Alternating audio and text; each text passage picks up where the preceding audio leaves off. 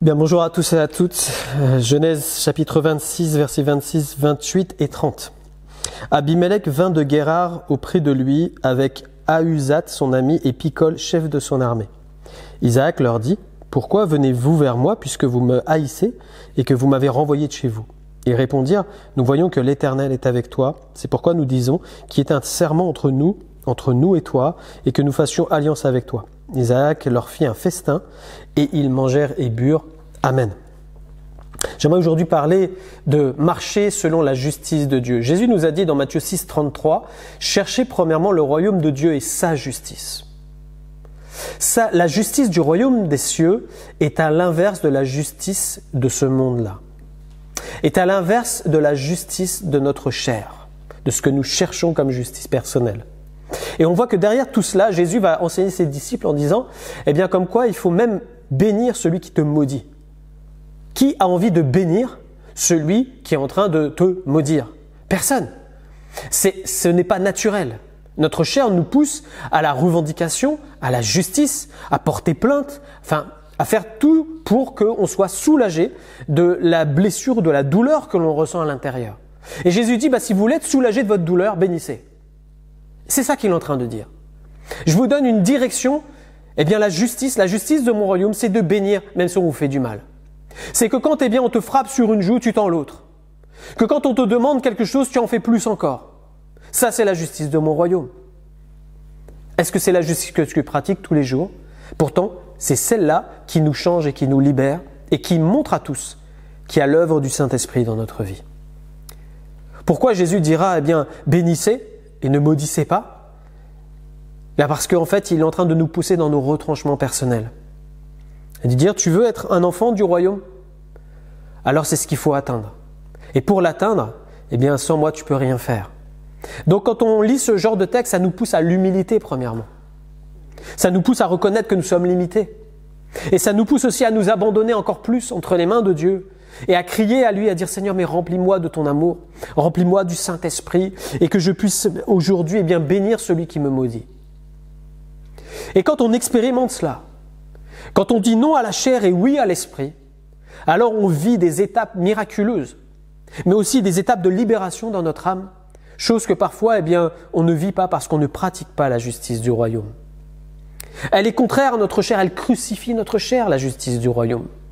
Elle ne fait pas plaisir, mais elle est tellement essentielle et vitale pour notre développement spirituel.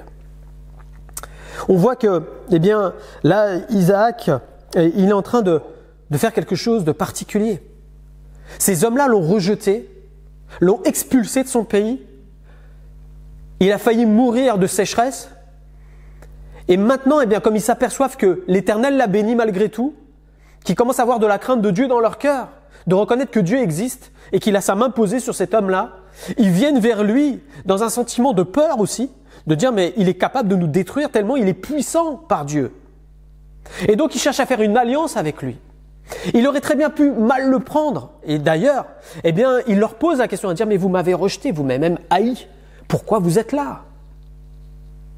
Et on voit que Isaac fait le choix radical de faire une alliance avec eux, alors que normalement, sa chair aurait dû dire « détruis-les, ils t'ont fait du mal, venge-toi ».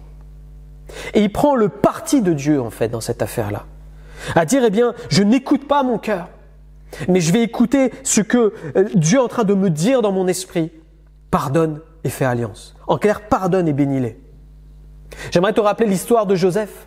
Joseph qui a été jeté par ses frères, vendu, et qui s'est retrouvé dans une prison profonde, qui a vécu injustice sur injustice. La Bible déclare qu'il y avait la main de Dieu sur lui.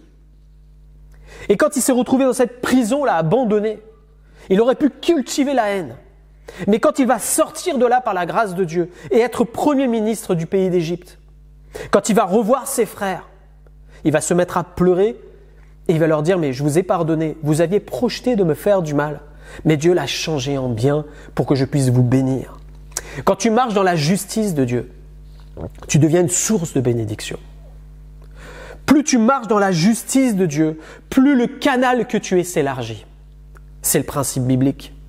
C'est pour ça que moins tu pratiques la justice de Dieu, que tu veux être dans le non-pardon, que tu gardes de l'amertume, plus tu étriques, eh bien, la capacité du Saint-Esprit à t'utiliser. Tu attristes le Saint-Esprit. Mais quand tu fais l'effet inverse, le Saint-Esprit prend le relais en toi et tu deviens efficace pour le royaume. Et tu deviens une source de bénédiction pour ceux qui t'accompagnent. Et j'aimerais vraiment te pousser à la réflexion aujourd'hui, dans ce sens-là. Peut-être à toi qui est lié par de l'amertume ou de la rancune et qui cherche à faire ta propre justice. Ne te venge pas, ne laisse pas ta bouche dire n'importe quoi. Mais fais comme Isaac. Isaac a même été capable de faire quoi? De leur faire un festin. Il n'a pas fait seulement une alliance. Il a dit, je vais même plus loin que ce que vous me demandez. On va faire un bon repas ensemble, on va fêter notre réconciliation, on va fêter eh bien, notre union et on va marcher ensemble. Et ils sont repartis en paix. Tu es capable aujourd'hui, par la puissance du Saint-Esprit, de dire non à la chair, aux revendications de la chair, et à dire oui Seigneur, premièrement ton royaume et ta justice. Mais où prendre la force pour cela? C'est à la croix. Jésus est passé par là, c'est lui notre modèle. Quand il était sur la croix en train d'être crucifié, il est capable de dire « Père, pardonne-leur ». Ils ne savent pas ce qu'ils font. Quand il s'adresse à son Père de cette manière-là, ce n'est pas juste une expression, c'est une prière. Vous croyez que le Père eh bien, n'a pas répondu à la prière de son Fils? Jésus-Christ était capable d'aimer, de bénir et de pardonner à ce moment-là. Ceux-là même qui est en train de le crucifier sur la croix alors qu'il n'avait rien fait de mal. Et pourquoi? Parce qu'il l'a accompli.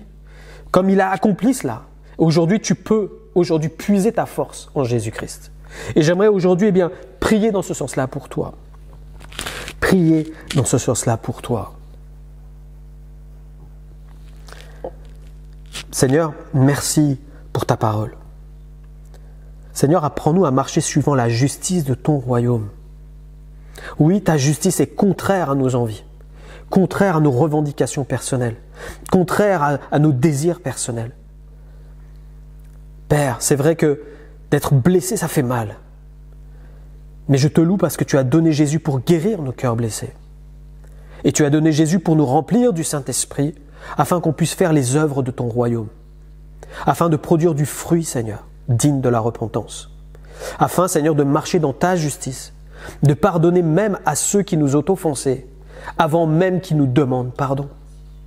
Père, je prie pour que, Seigneur, mon Dieu, ton Esprit donne la force à ceux qui en ont besoin, de pouvoir pardonner, de pouvoir bénir, de pouvoir, Seigneur mon Dieu, être comme toi, Jésus, avoir ces entrailles de miséricorde et de compassion. Merci, Seigneur, de guérir les cœurs blessés et brisés, dans le nom de Jésus. Merci, Seigneur. Amen. Que Dieu vous bénisse. On se retrouve demain.